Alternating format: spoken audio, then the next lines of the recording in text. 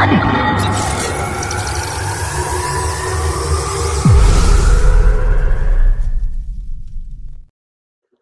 what's up, guys? Welcome back to a new episode of Kevirsyle Network. We're a bit late today due to traffic issues, travel issues. But I'm your host, Kevin Davis, and I am a content creator, comic writer, author, entrepreneur, go-giver, a lot of different hats that goes through my daily life. But today's guest, who understands the hats, is Mr. Charlie McElvy. How you doing, brother? Hey, I'm doing, Kevin. How you doing? Thanks for your patience, man. Yeah, it's been a wild week already, and I don't know. I'm scared. It makes it no better. It's Friday the 13th too, so that's the I other didn't thing. think about that. There you go. Man, first off, welcome to the show, brother. We finally got you up here on my show. Months in the making, actually. It seems like, yeah, I know. I had to go back. I was like, when did we start this? I was like, oh my gosh, it was like around Christmas. Yeah, literally Christmas, around Christmas. Like, dude, that was insane. But tell us a bit about yourself, man, and what you do. I mean, I know what you do, but some people might not. So, tell us a bit about yourself, man. I don't know. Probably it might be a shorter list if I talk about what I don't do. I know that. Yeah, like you, obviously, I wear many hats. I mean, it's indie comics, and let's be honest. I mean, most of us in indie comics wear a ton of hats, so it is what it is. First and foremost, I'm a husband and a father. So, hey, pops. A husband and father, those are like my two most important job roles. But yeah, so I actually have created and wrote the Spider Squirrel and Trash Panda series, and then that was probably the birth of what everybody knows me for back in the day. And now I actually publish numerous projects, as you know. So American Yakuza Studios project spun off an imprint with Blind Squirrel to be a little bit more of the traditional safe for general audiences books, and then and kind of a cohesive universe, whereas Zion Studios becomes my catch-all for all things that are either mature audiences or maybe it's horror, just not hey, what's up, man? Just not something that we would typically put in the Blind Squirrel universe. So yeah, so that's what I mean. That's me in a nutshell. I mean, no pun intended, but I'll use yeah, that's what I do. I'm currently working on publishing Stray for Vito Del Santi and Sean Isaacs. That'll actually go on Kickstarter next week. Yeah, this will be the second issue that we publish for them. We're going to go back and do some collections from their Action Lab days now that we publish them. But yeah, good fun, man. I don't know. I'm all over. You actually have a pre-launch page link? We do. It's iamthestray.com. I can throw that in a private chat here, but let's pull that up. Here we go. Boom. Should be pretty easy to find. It should direct you right to the pre-launch for any Stray campaign as we go forward. So, yeah, iamthestray.com. So yeah, we just funded American Yakuza 5, which was the close. Link right here, guys. There you go. All right, iamthestray.com. So I didn't mean to cut you off. I want to make sure people. Oh no, I don't, dude. I don't care. We're just yakking anyway. No, I was just saying. I just closed out the American Yakuza Volume 1, so co-created. Heck yeah, dude! I know, it's great, man. It's been a great ride. Already talked. Actually, Stokes was over my house last night. He was heading up to AwesomeCon. So if you want to check out, if you're going to AwesomeCon, make sure you go see Anthony Stokes. Travis Gibb is up there as well.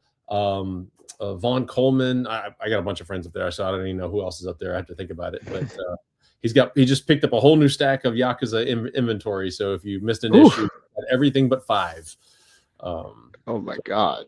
But yeah, 5 will start. I should get the Kickstarter payout this weekend, which means Monday, Tuesday, and we'll place orders for books. So that's wrapping up, and we're already planning on Volume 2. So, man, what isn't going on? I don't know. I could talk all day about it. Man, I know that feeling, man, because one of my productions, I'm doing my first trade paperback for my project called Skin Shifter. It's an alter ego type of horror story. If you like the movie Split and like Unbreakable, like that type of story. Yeah, they're great. Yeah, and like if you're like a WWE fan, Bray Wyatt with his the Fiend alter ego type of stuff. Yeah, that's gonna. I was gonna release that like single floppy issue at a time, but looking at how like the landscape is, I've learned like a lot of people like want like a fledged book, like a thick book, and I was like, huh. And so I'm like, I scanned. I was like, oh wait, I like the floppies, but I'm kind of getting tired of the floppies now, because I want like a really good paperback hardcover book. You know what I mean? And so I chose Skinship to be like the first test to see how it looks and how Yeah. it'd be as the first paperback hardcover type of book and see how it does. And then from there, I'm thinking about like I'm going to probably change all of my books into more paperback trades and stuff like that. Plus, I get a I get a discount for printing paperbacks, so that's also a favorite for me. Yeah.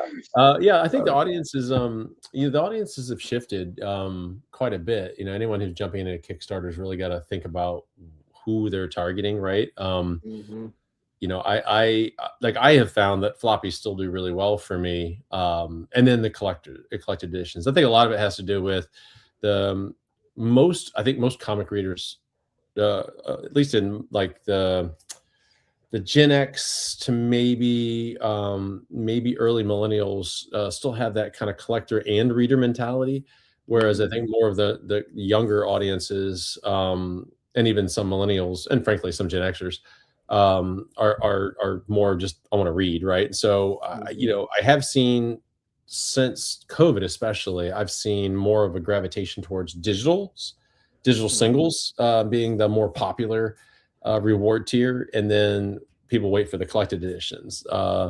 Those of us with the collector mentality will grab like all the cool covers, and like I've been featured on Cover Price now 3 times, which is fun. And I've seen an impact. Right? It's because Oh it's yeah. people who want to collect specific covers, whether Oh they're yeah. naughty or just fancy or whatever. Oh So yeah. it just depends. Yeah, you just got to plan it well. I think is the big thing. Yeah, and also video media is kind of like that actually brings in more people too, because people actually want to see what they're potentially wanted to buy. Yep. And I actually learned that my first Kickstarter when I launched Arcfire. I got that my first Kickstarter funded very quickly because I had a full-fledged trailer and I reposted it over and over again, and it got the traction that it needed. And so I've been learning like the different things how to grab to like hook people and like hook the algorithm or something however you pronounce with this social media stuff going on. And so it's like it's definitely a intriguing avenue of trying to hook your audience and trying to find the people that you think that's for you and for your project. And Yeah. I've been curious to ask, what is Blind Squirrel? Because when I saw the when I saw the art, it looked so freaking adorable and hilarious. And I've Uh, been waiting for the past since December when you signed up to ask you this. I'm like, okay, what is Blind Squirrel? And like, what's the genesis of this? Like, how did you come up with this and why? I'm just genuinely curious. Yeah, no, no, it's a great question. So, it comes from there's an old saying that even a blind squirrel finds a nut, and Of course it is. It's similar to the one where a broken clock is right twice a day, that kind of thing, where even an Yeah. idiot can find food.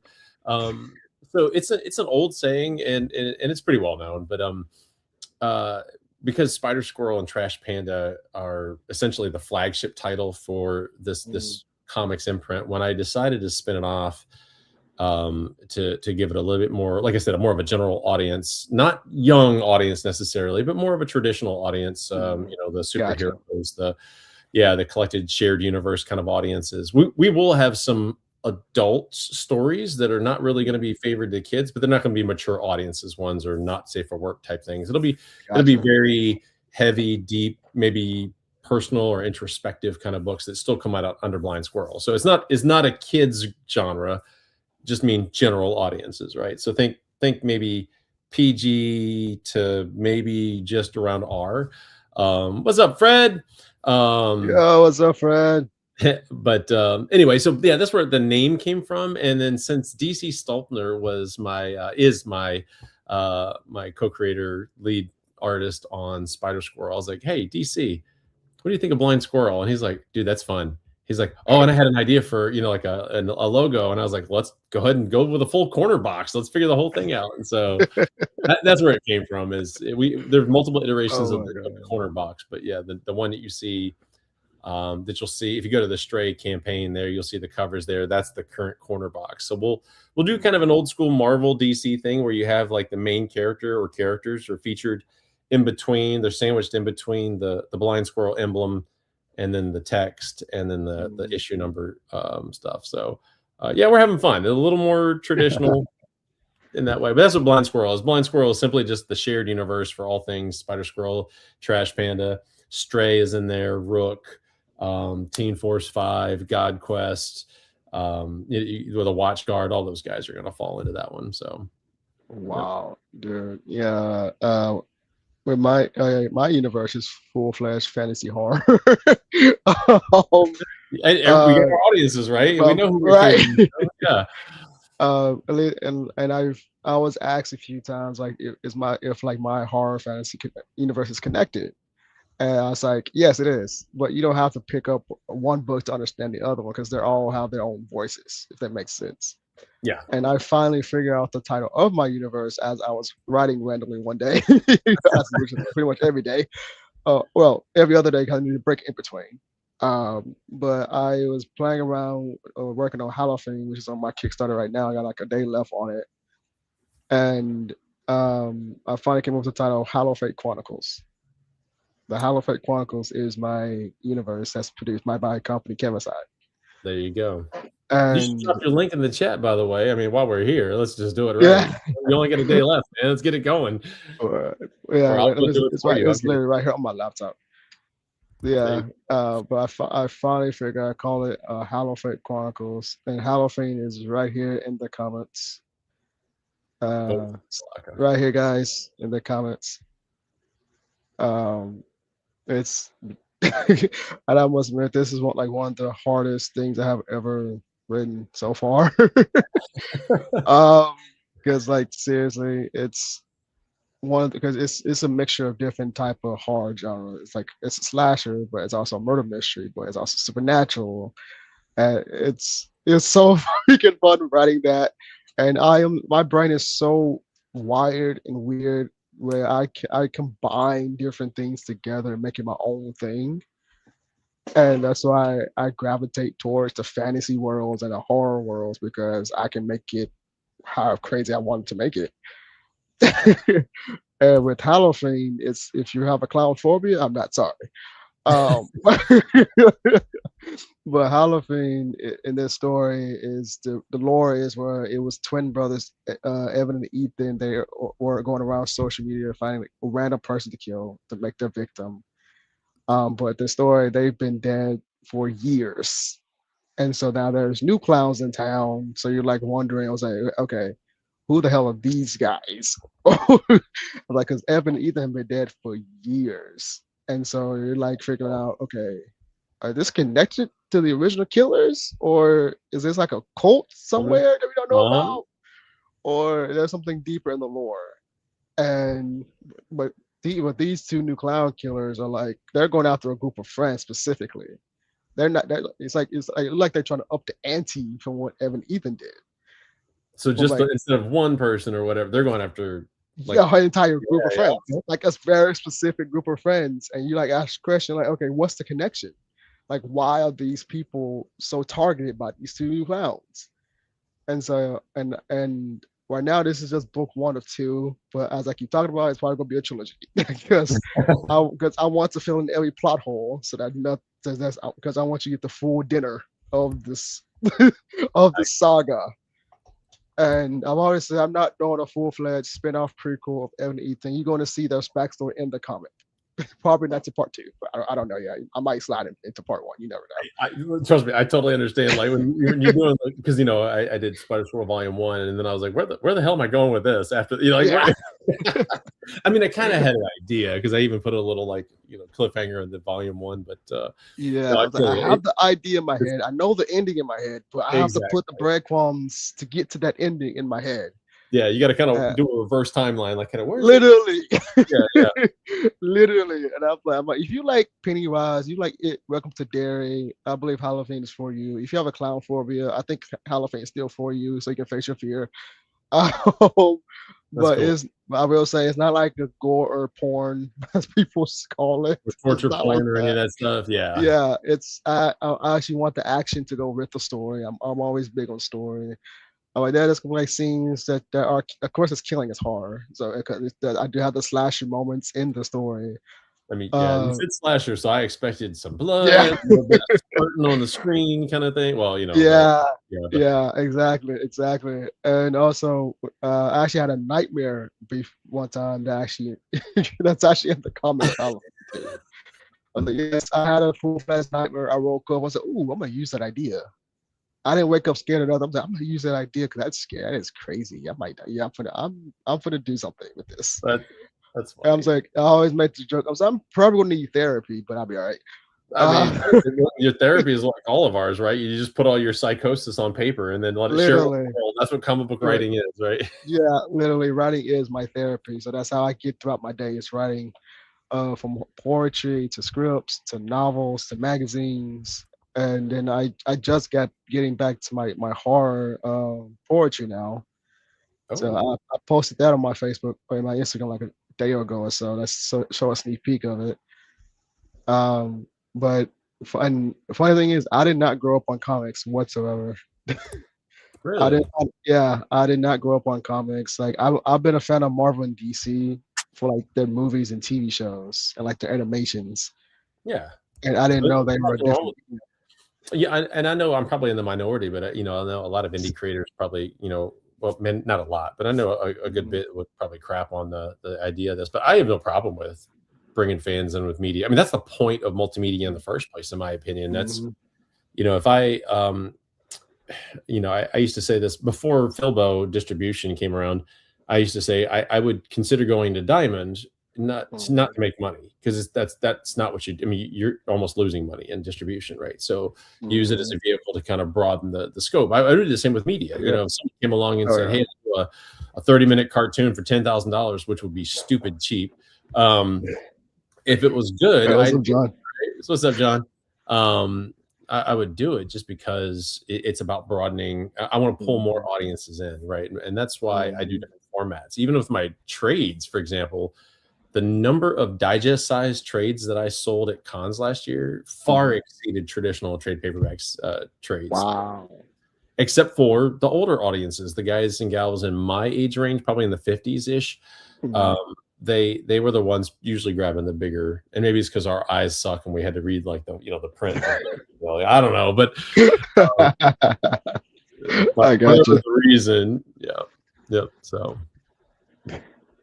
yeah, Man, yeah, I found out about comics when around 2020 when COVID hit, and I was like scrolling on TikTok because I didn't want to be watching TV all the time. I was trying to find something like to stimulate my brain, something like I've always read novels and everything, and then it was like Marvel Studios is on my TikTok, and they were talking about comic books, and I was like, what the hell is comic books?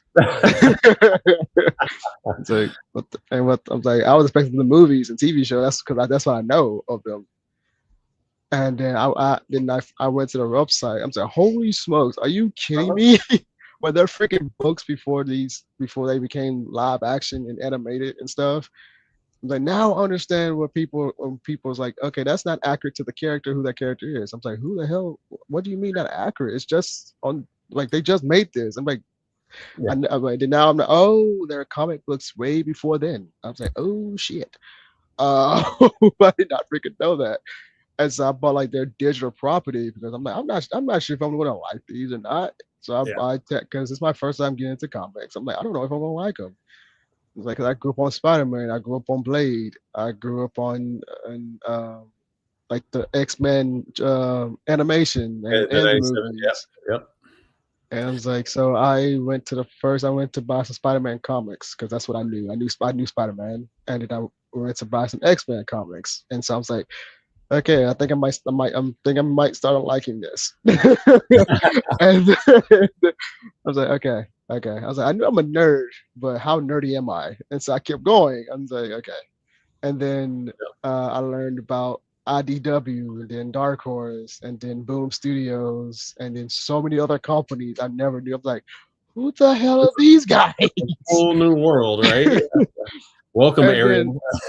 literally, like, and then I'm a huge Sonic fan, a Teenage Mutant Ninja Turtles fan, Dude, and and then the TMNT IDW series is bomb. yeah, It's and so then good. Yeah. I found they have that in comics, and so I Yep. bought the physicals of those. So I'm like, I'm a freaking fan of these, Yeah, and so I got volumes 1 through 15 over here on my shelf. I'm I jealous. I need to catch up. love them. Yeah, well, I have to buy them as they come out because they're so good. Good point. Uh, Good point. yeah, I'm still a kid. I'm new kid. I'm the new kid on the block. yeah. Uh, and like even Power Rangers was from some Oh my was in gosh. comics. I'm like, It's what in the world? So I grew up in an era like I was an older teen when Power Rangers hit the US, and Mhm. with the first run, and I wasn't into. I was like, oh Lord, it's some kids show, right? And I just kind of brushed it off and didn't care. And sorry for anybody who was offended by that, but it's true. I mean, it wasn't my bag at the time. But then it Yeah. as time goes on, I get into different things, Japanese stuff, get into manga. But Mhm. what really got me to pick up my first Power Rangers comic ever was a Dan Mora cover. I was like, Ooh. bro, this dude can draw. Like, and so I went back, and then I saw they had a Power Rangers TMNT, and I was like, oh snap! So I bought the trade, Wow. and I was like, I'm buying every single one of these. It was, even if Dan didn't do the interior art, it didn't matter. It was just so. But it was, and then I was like, Power Rangers is pretty freaking cool. So then I'm Heck actually, yeah. you'll see that show up in Spider Squirrel in this next volume. Just Oh, that's teaser. a teaser, guys. That's a Yeah, teaser. yeah. It's a backup story that I wrote a while ago that I was like, I Oh my gotta. god. It came out of a joke. I love fried chicken, so I was actually frying chicken. I was using kind of a Korean style recipe. Bang bang, it's called Ooh. bang bang chicken. My kids were like, because I make Oh, bang. I love Bang Bang Chicken. Heck So I yeah. make bang bang chicken. I have Oh, my own, yeah, and I make my own sauce and everything. And my kids love it. They request it all the time. So I was making it, and I was talking mm, to DC. I that's think I was amazing. talking to DC Stultner, and we were laughing about something. I was like, I got to come up with some kind of kaiju fight. That'd be fun. Just give me an excuse to throw Trash Panda and Spider Squirrel in Japan, and have a fun little backup story. He's like, man, we Yeah. can fight kaiju chicken, and I was like, bro, A we're gonna kaiju fight chicken. kaiju chicken. So we're gonna have fun. You just wait. We'll just wait till it's done. We're gonna have a great time. It's gonna be the I got. most Oh my stupid thing god. ever, but we're gonna have fun with it. Dude, when I tell you, I am such a kaiju fan. Yeah. Yeah, I need to buy this series because now you got me intrigued. I, Uh, I mean, I'll uh, find something. I'll share it with you if you want. So give me a second. Keep talking. I'll see if I can find it real quick. oh my god, like when I with kaiju's, I was introduced to kaiju's with like the 1999 Godzilla, and my mother said, "Why the hell are you watching that disgrace?" I was like, "What do you mean? It's a freaking kaiju lizard eating people." Like what? She said, "That is not what Godzilla truly is." I was like, "What do you mean not truly is?" And she's like, Godzilla, first of all, it's a he. He ain't going around laying eggs, having babies in the freaking city of anywhere, eating people." And I was so confused. I was like, okay, what am I missing? And she told me that she showed me the original Godzilla of what Godzilla truly is. And he's like, Godzilla is a freaking hero. He protects people and us from these other monsters. And he's like the king of the monsters, basically. And I was like, well, damn, okay, mom, Jesus Christ. They And started playing into that though with the Kong and everything, and they yeah, made those two guys kind of the heroes. And then now we've got these other, yeah, yeah. And then the 2014 Godzilla came out. I watched it first, and then I got my mom to watch it. Of course, she was iffy about it because she hated the 1999 one. And I was like, Mom, it was really good. It wasn't like that bull crap you told me about. Like, like 1919. try this one out. Yeah, yeah. Yeah. And so she's like, okay, fine. And then we watched it together. When I tell you we got to the fighting scene, she said, "That's Godzilla. That's who I'm talking about." I Now, was like, does she watch Monarch? okay. Does she watch Hold on, Monarch? hold on, 1 second. Hold on, Oh, one okay. second. I got ahead there. Hold on, My one bad. second. 1 second. And so I don't know if she liked the 2005 Kong. I don't know, but I know she's a huge Godzilla fan.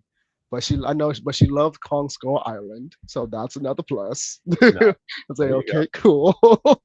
And then she loved King of the Monsters, and we all loved Godzilla vs Kong. She said she felt like a kid again, watching the watching the franchise again.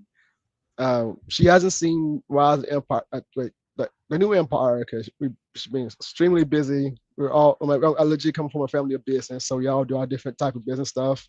But Nice.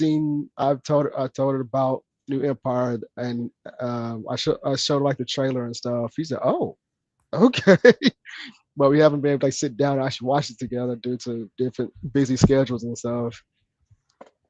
She hasn't seen Monarch yet, because I have to get her.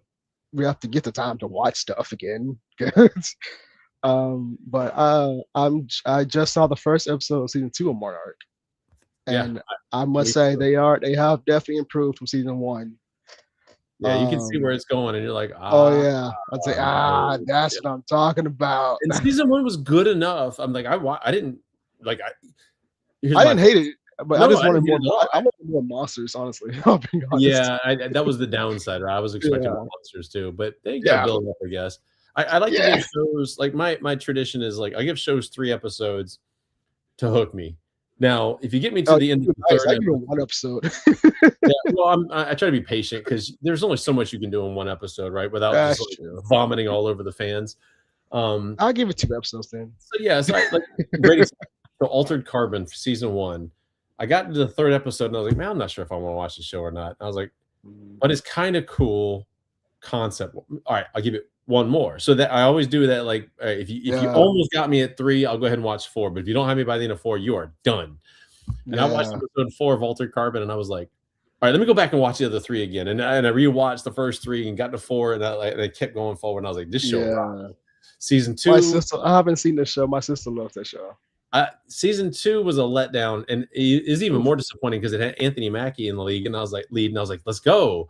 Mm, And it just the story was not good. Anthony Mackie was, yeah. I mean, he was Anthony Mackie. He was fine. He was totally like he led the show as best he could, but that was not a good script. It was just it didn't follow the book very well, which I don't usually care about. But I think if it followed the book, it would have been a little less meandering, But Right. whatever. Yeah. Anyway, back to Godzilla stuff. Yeah, I'm with you. I like Monarch season 2 already better than season 1. I think season 1 Agreed. was a big build up to this, and then now we're actually like starting to do some We're stuff. actually, yeah, and especially they showing was it Titan X now, I think it's called. Sorry, Yeah. spoilers by the way, guys.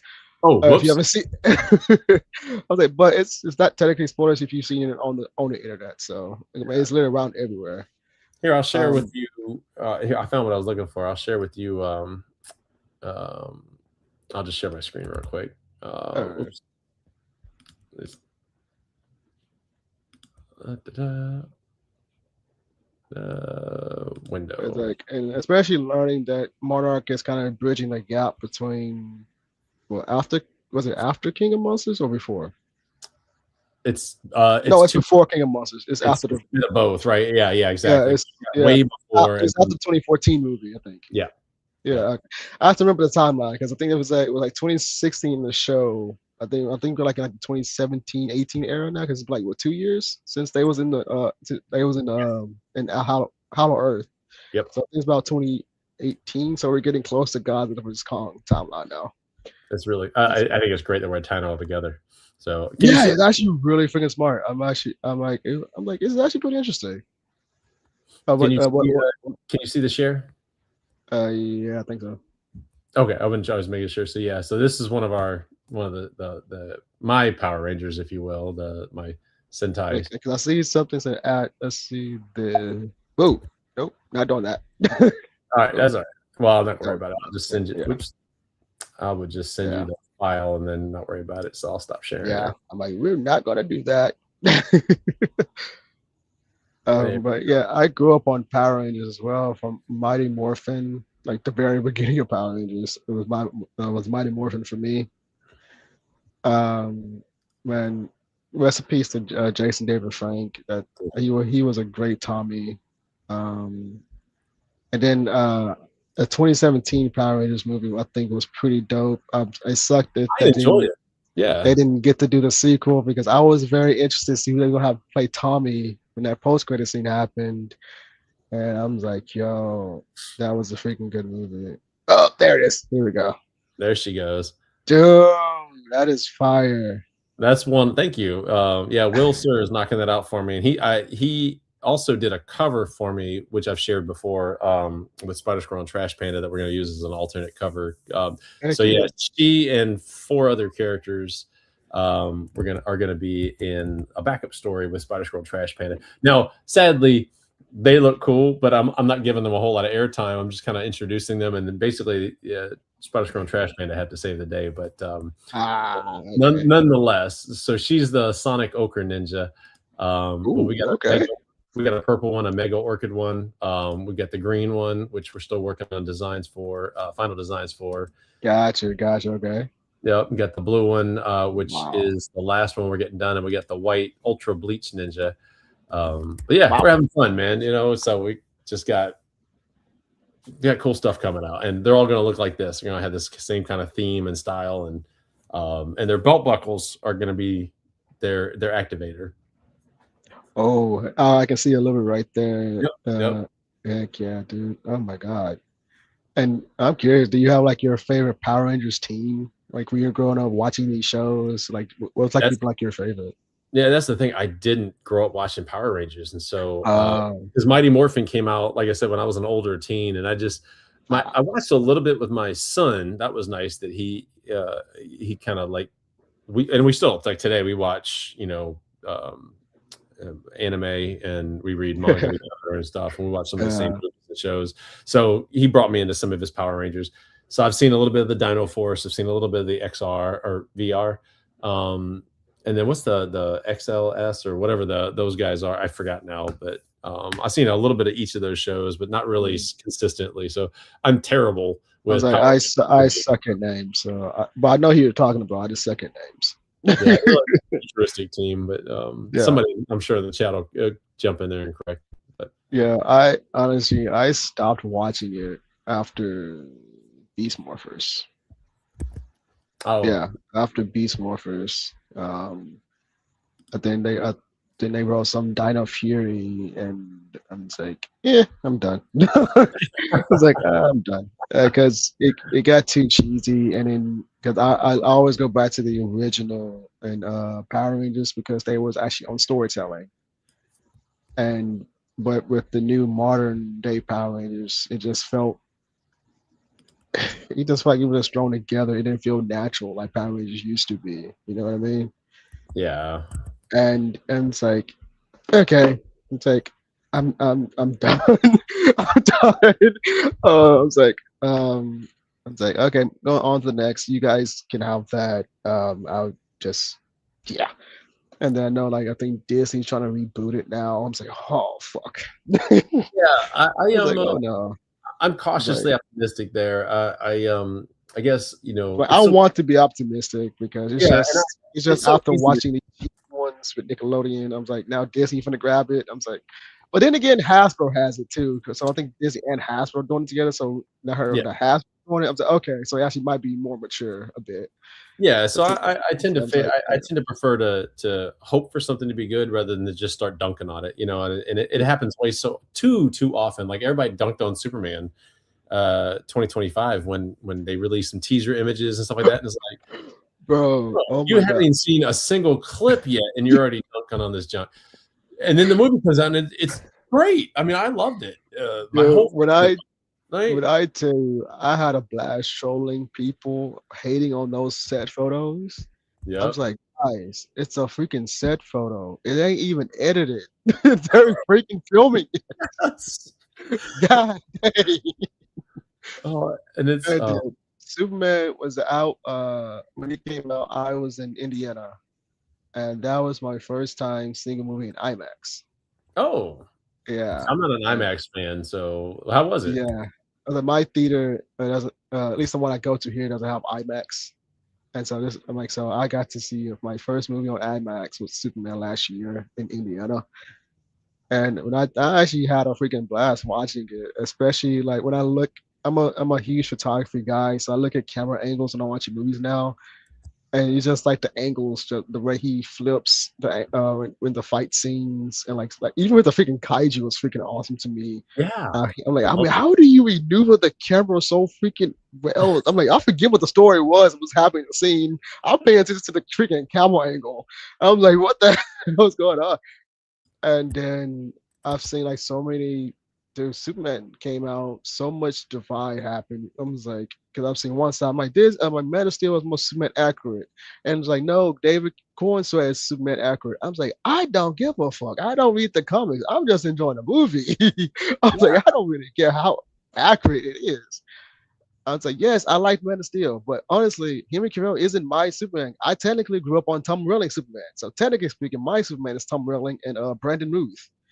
And then I learned about Christopher Reeves as I got older, and I was like, but I grew up watching those 10 years of Smallville, so Tom Welling is my Oh yeah. Superman, and and dude, and it's like, and it's still being talked about today. Where's the divide with Superman and James Gunn now with Supergirl coming out, and I'm just like, Christ, people, can we give the freaking thing a chance? Like, Yeah. come on, your trailer just came out, and I'm like, I'm freaking excited to see Lobo, like Jason Momoa as Lobo. Oh my goodness, That's right? gonna be Like freaking the role he hilarious. was born for, like for real. Literally, it's like I can actually be a fan now because I actually looked up on Lobo. I was like, oh, this dude actually really does look like Lobo. Like Oh yeah, actually real it's story of legit. Lobo and everything. I Yeah. was like, holy smokes. I was like, now I know who the hell Lobo is and understand how why people say Jason Moore is born for this role. I'm like, he's tit for tat Lobo. Yeah. And then there's something even just from the snippet of Jason Moore as Lobo. I was like, oh yeah, he really is Lobo. Yeah, no cap, right? And It is absolutely man, the best. Yeah, it's the role for him for sure. oh yeah. And I was like, when it comes out in June, I was like, I am hoping to see that in theaters. If I'm not too busy, I'm going to check that out in theaters. And then we have the Lantern Show trailer that just came out. Oh, getting dunked Um, on already. being crucified right now. I mean, to be I fair, was like like, I like the one thing. If I had a criticism so far, it's fine. Like it's because I want to be cautiously optimistic. I'll wait and see. I'll watch the first episode. With just about everybody else, even the people who are dunking on it. Right. I think the only if I had a criticism, it's the suit hanging up. But at the same time, it's like that might not even make the final cut. That might just be a teaser thing, just to kind of, right, just like the ring was. right, That might not be the final ring design. I don't know. You don't know. We don't know. We'll find out, right. right? Because I'm pretty sure that's still in post production right now and editing everything, and they probably sent this out to get the reaction, and they probably taking feedback. How often does that happen, right? So Right.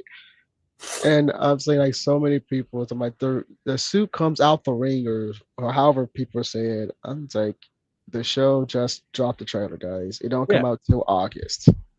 yep. We don't know how the hell that suit's gonna come out or And how it's and presented. and think about the number of times. I don't know if you've ever read a Green Lantern comic, but how many times have we seen Green Lantern's costume get damaged? Which I have not yet because seems I'm not. kind of, you know what I mean? So yeah. I So if can't it say is a I'm. construct Can't say I'm a only, big Green Lantern fan just yet yeah. because I have not read the comics. I didn't really like the 2011 movie. I didn't hate it either, but I didn't like it as much either. But I like the designs. Yeah, If that I makes didn't I sense. didn't like it either. I think Ryan Reynolds was, to me, he could have been a good young Hal. Like the way he was written was probably part of the problem. I think the whole script was problematic, frankly. But Yeah, um, yeah. it wasn't, again. Do I own it on Blu-ray? I do. Do I ever watch it? I don't. I think Um, I think you I know, think like when I first watched it, I was like 12 years old, so I probably did like it because I was a kid. But now I'm an adult with actually a full fledged brain watching it now. I'm just like, why did I like this? yeah, So, yeah. oh, the design. That's why. That's why I liked it. That's. I But was some like, I'm movies not are for us, right? uh, Yeah. right. I'm not like a big like critique or like what they call critic, whatever the people job is. I'm very easygoing, laid back person, like with movies and TV and anything I watch. And I'm like, because I want to enjoy stuff. Like I don't have time like trying to tear stuff apart. I just want to simply enjoy it. But I will open my mouth when I say I don't like something because, Yeah, like yeah, my sister told me herself, like, you're very unapologetic. You just tell her how it is.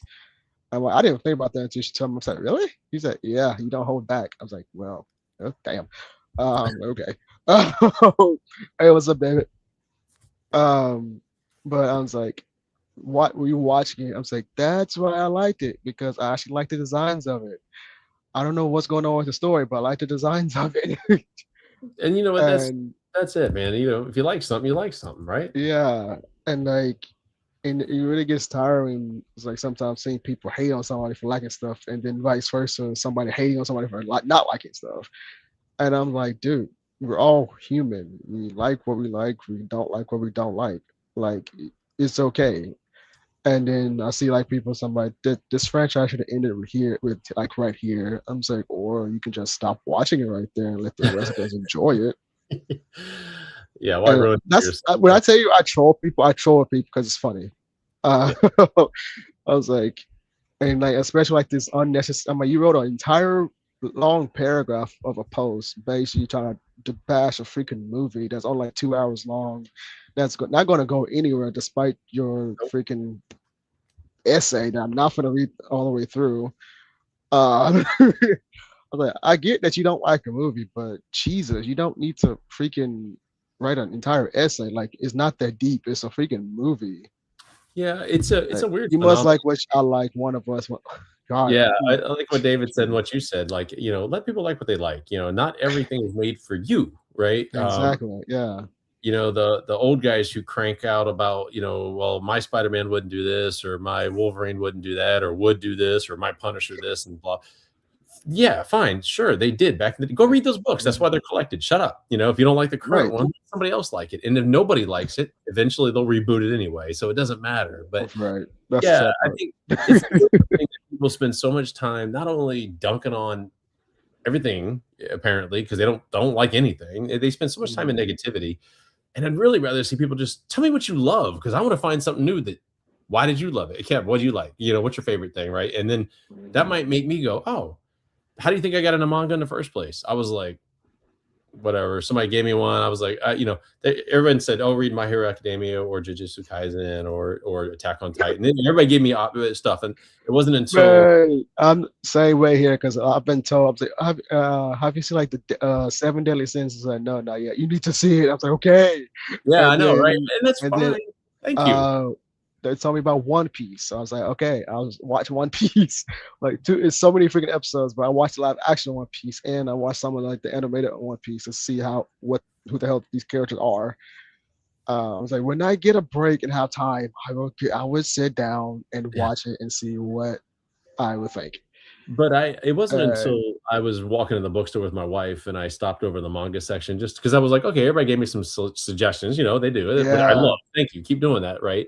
But I saw a cover for Kaiju number 8, number 1. It just hit the yeah. shelf in America in the American stores and in English, and I was like, damn, that cover's dope.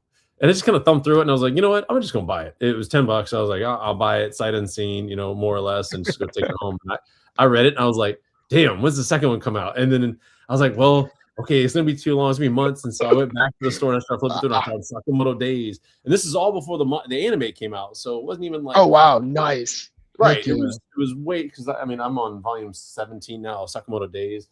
I went and Oh nice. collected I got the Japanese first print number 1 of Kaiju number 8, number 1, Takoban. So I loved it that much, and and then I started just exploding. I just like, okay, I'll try this. I tried colorless. I tried Yeah. Spriggan. I tried I kept going, man. Rooster Fighter, which Oh my god, Rooster dude. Fighter is getting an anime too. That book's ridiculous. I love it. It's so absurd. It's like one of my. It's like Um, Spider Girl and Trash Man. It's the stupidest, like most ridiculous. What the hell's going on? Kind of a thing, and it's great. uh, I love it. And I did read Don Jujutsu Kaisen. I started reading My Hero uh, Academia finally. I enjoy them. Vagabond is a favorite of mine. I love I've that. heard about that one. I've heard about Yeah, that one. I got a couple of them over here, but I'm currently on volume 6 of this one. This is Holy the big smokes. thick ones, but they Oh wow. actually just They just started releasing the thicker ones in a hardcover format for anybody who I have it in. The I have paperback. it in this format. I have it in the smaller traditional manga size. Okay. I got it in Japanese and in English. Oh, It's only 36 volumes, so you're done. I mean, like, because the oh, creator, really? That's not he's bad. the same guy who did the basketball one. Dang, I can see the cover. My brain's farting out. Somebody help me out in the chat. But Slam Dunk. He did. I don't know why I couldn't think of that. The same. It's the same guy. Slam dunk. Okay.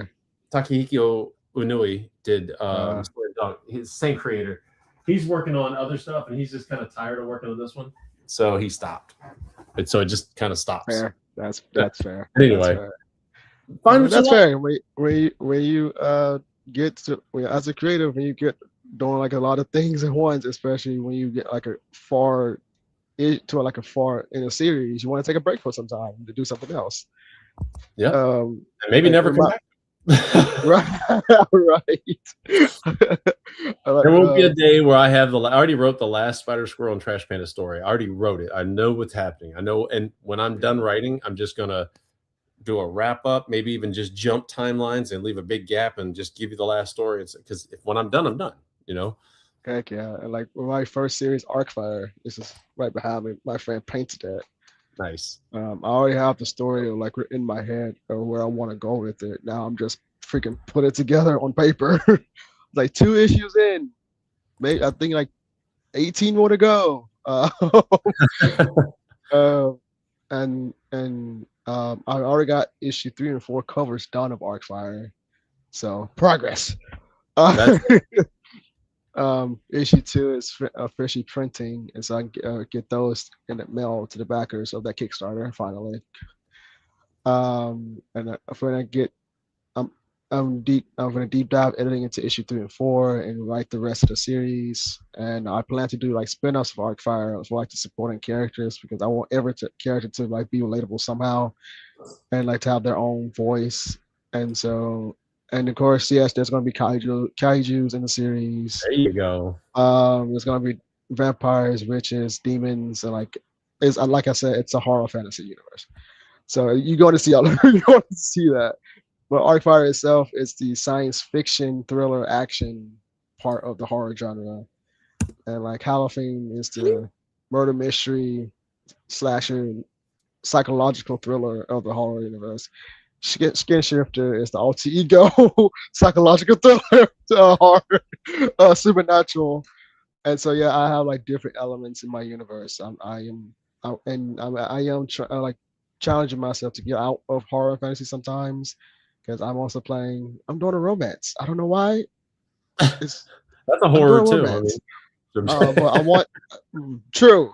Uh, I'm also writing a superhero universe, but it's not my universe. It's somebody else I'm working with. I just can't legally talk about it yet, but I want to so bad because I'm excited for it.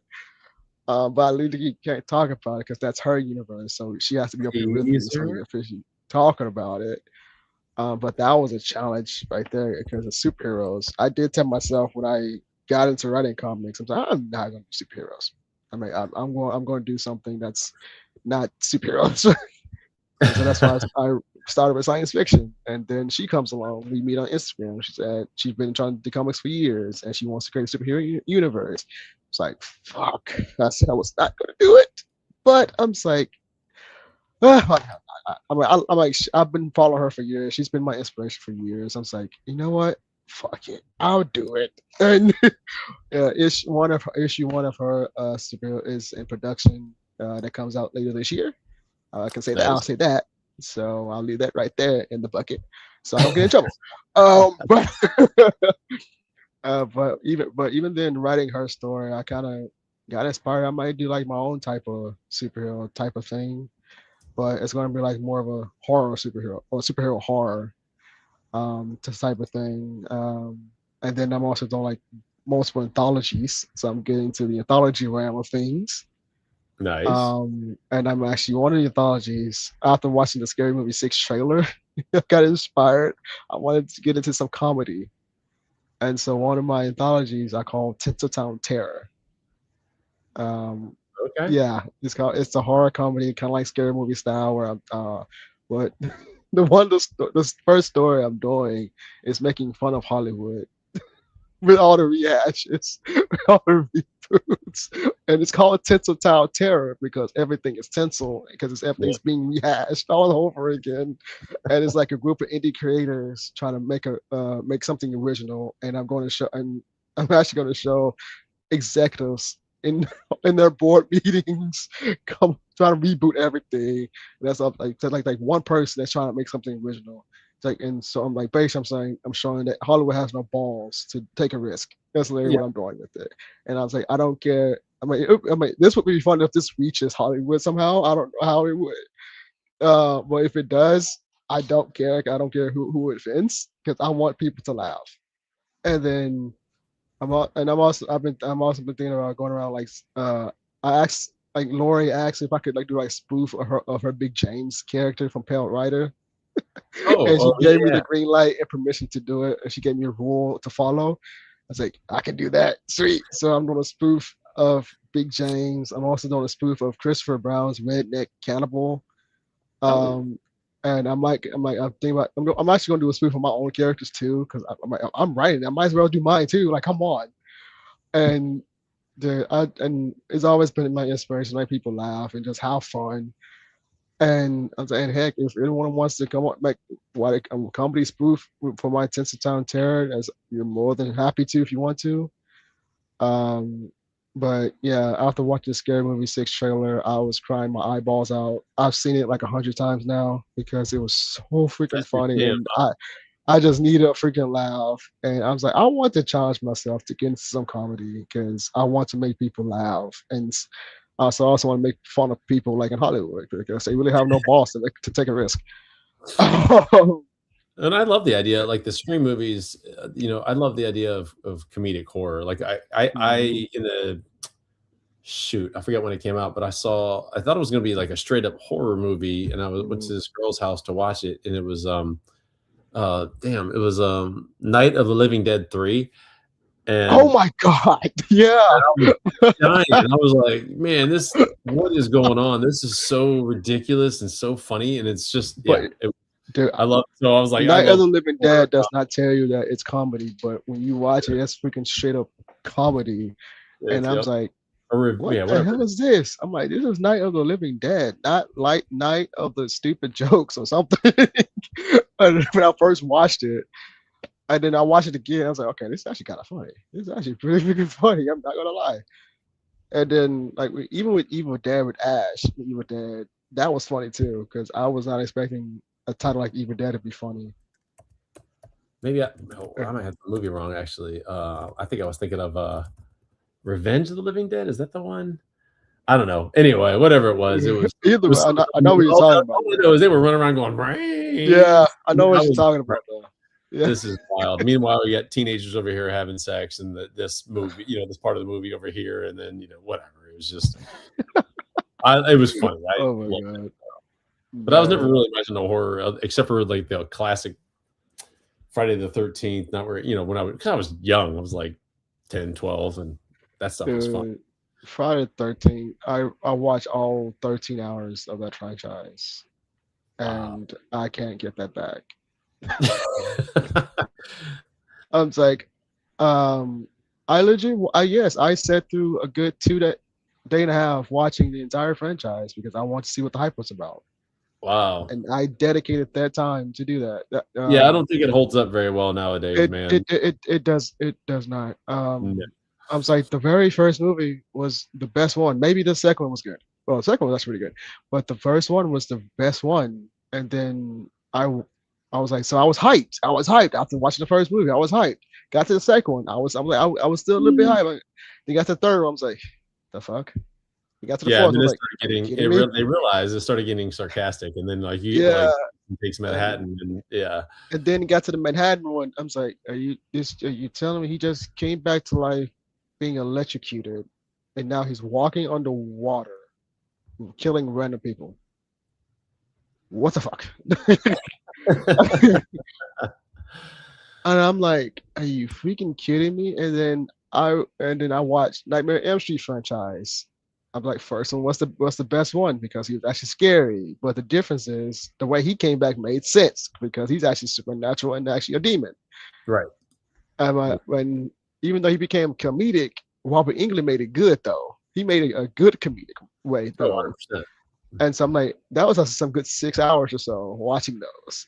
And right, of course it's longer. I think like a 2 hours each movie, so of course it's a bit longer. But I say because it's like six movies, like that one I could sit through again because I actually laugh, especially I laugh at people dying doing stupid shit. I'm not gonna lie, when people make stupid decisions. Um, and then like that was I watched the Halloween movies. I didn't watch Season of the Witch though. That's the one I did not see. But I've heard so many things about it, like how people hate it and stuff, and how different it was. There was no Michael in it. I'm just like, interesting. It makes me interested. And I'm just like, well, I've seen Halloween 1, 2, the Rob Zombie Halloween, the Curse of Michael Myers, the Return of Michael Resurrection, the 2018 trilogy. I've seen all of them. Man. I was like, I could sit through the first one. I could sit through the 2018 and Halloween Kills and Halloween Ends. Not so much the Rob Zombie ones. Like not so much the Rob Zombie ones. I mean, I think they're okay, but I just didn't. It just didn't hook me like I thought it would. And plus, I'm not really that big of a Rob Zombie fan either. Um, Yeah, he so was I'm more like, my like era, for sure. I know a lot of my peers yeah, loved Rob Zombie. I was into rap and hip hop back then, so I didn't listen to yeah, it. But right. And I, for some reason, watched the entire Wrong Turn franchise, and I was like, why am I watching cannibals have sex? And they're supposed to be siblings. yeah, that's I wild.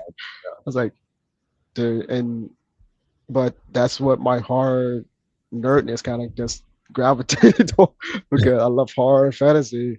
And then I grew up on like watching Insidious and Sinister and like The Thing and Alien, um, and so many other movies and TV shows. And so like my brain just clicked with those because I love the vision of it, and like the imagination. That's the word I'm trying to look for.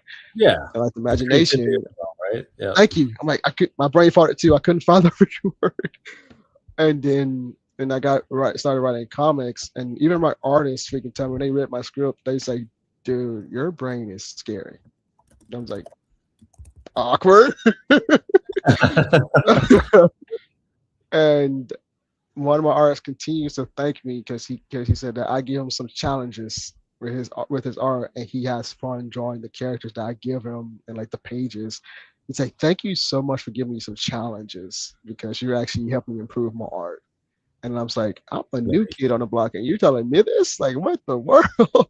And so that's one of the biggest humbling compliments I've ever been given from my artists that I work with. And then like one of my zombie saga is kind of like down the road as still being worked on. My he's the colorist texts me saying, "Dude, are you planning on publishing this when you finish it?" I was like, "Yeah, I have my own publishing company." And he's like, "Good," because he's like he read the full script and seen like the art pages that have been done so far. He's like, "This is like the best thing he's seen, better than mainstream for him." And he's like, Nice. and he thinks that it was better than The Walking Dead for him. I'm just like, the fuck. I'm like, again, I'm a new kid on the block, and you're telling me that this is better than mainstream like The Walking Dead? Just give him a little I heart and say thank you. I did, but Yeah. I didn't tell him. I didn't. This was in my mind, in my head. I said thank you so much, but in my head, I was like, I'm a freaking new kid on the block, and this artist is freaking telling me that my stuff is better than The Walking Dead. I was like, The Walking Dead has been around for years. And Kirkman's a legend. I mean, what has that guy done that hasn't turned to gold, right? I mean, Right. And I'm just like, dude. And the funny thing is, his Walking Dead inspired my zombie saga in a way. And I was like, what hey, the heck? enjoy that. Take the flowers, man.